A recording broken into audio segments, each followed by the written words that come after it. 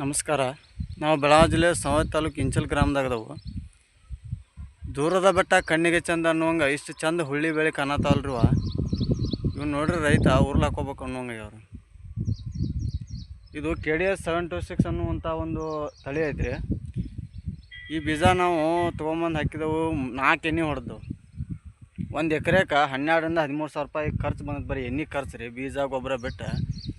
ಈಗ ನೋಡ್ರಿ ಇಷ್ಟು ಮಟ್ಟ ಹುಳಿ ಬಂದೈತಿದ್ರೆ ಒಂದು ಕಾಯಿ ಇಲ್ಲ ಏನಿಲ್ಲ. ನಾವು ಇದನ್ನು ಬಿತ್ತಿದ್ದು ಮೇ 28ನೇ ತಾರೀಕು, ಅಂದ್ರೆ ಸುಮಾರು ಒಂದು 2 ತಿಂಗಳ 10 ದಿನ ಅದು ಆಯಿತು. ಒಂದು ಹೂವಿಲ್ಲ, ಒಂದು ಕಾಯಿಲ್ಲ. ನಿಮ್ಮ ಕಾಯಿ ತೋರಿಸ್ತೇವೆ ನೋಡ್ರಿ. ಹಂಗೆ ನೋಡ್ರಿ,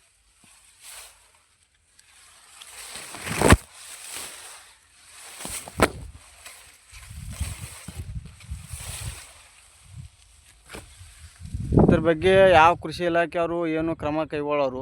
ಬೀಜದವ್ರಿಗೆ ಫೋನ್ ಮಾಡ್ರೆ ಅವರು ಫೋನ್ ಎತ್ತೋರು, ಬೀಜದವರು ಬೀಜ ಕೊಟ್ಟವರು ಬರೋರು ಕಂಪ್ನಿಯವ್ರು.